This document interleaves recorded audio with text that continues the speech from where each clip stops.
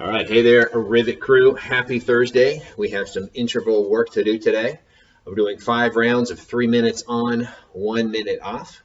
Inside each 3 minutes, we're doing an AMRAP of 3 double dumbbell power snatches, 6 push-ups, and 9 air squats. Get through that as many times as we can in 3 minutes, and then taking a rest. To make it easier to keep track of your total score, which is rounds and reps across all the rounds put together, go ahead and start each AMRAP right where you left off on the previous one. So if it gets time to rest, 3, 2, 1 rest, and you're on air squat number 7, go ahead and start on air squat number 8 in the next AMRAP. That way you'll have a nice continuous count for your rounds.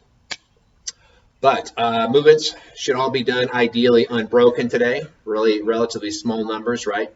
3, 6, and 9. All these three movements do not interfere with each other as far as muscle groups are concerned. So the idea is to be unbroken on each set of each movement. Get as many rounds reps as we can in 3 minutes. Our movements, we have double dumbbell power snatches. So for these, we have a pair of dumbbells, not too heavy. Like I said, ideally we're doing these unbroken every time, set of 3. Feet are going to be a little bit wider than they normally would because we have to have space between for 2 dumbbells. Feet are flat. Make sure we have both dumbbells touching, both heads of the dumbbell touching the floor bottom, right between the shoes.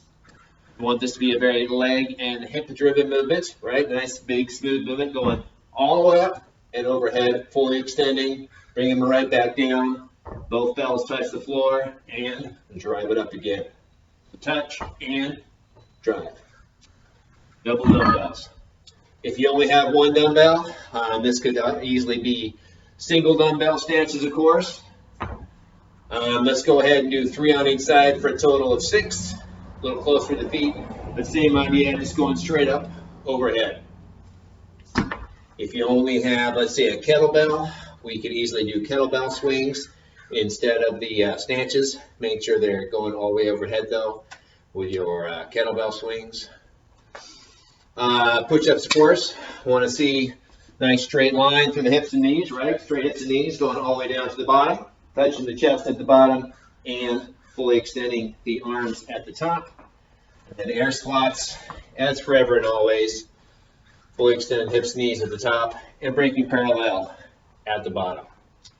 Things to think about for all 3 of these movements are your shoulders and your hips. They should be moving at the same time, right? And by this, I mean the following. With our snatches, it is common to see a good starting position, right, with the hips a little bit lower than the shoulders. But what often tends to happen is people rise the hips up first, and then they extend the hips, which means you end up using your back a lot more than your legs.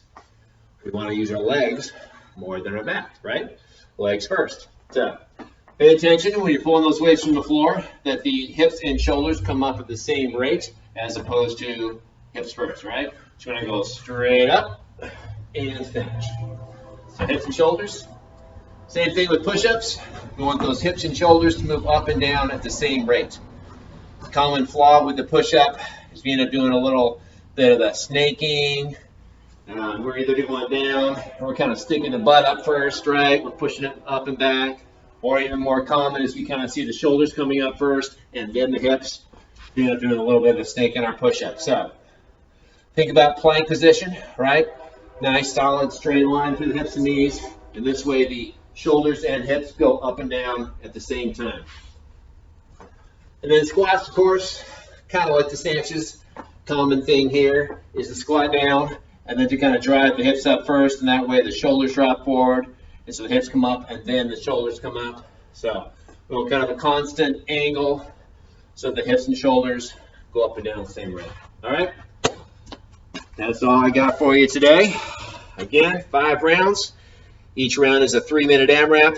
You get a 1-minute rest in between, which technically is enough to fully recover, but it's enough to let you catch your breath, maintain a relatively high intensity across the 5 AMRAPs. All right, get on it, guys. See you tomorrow.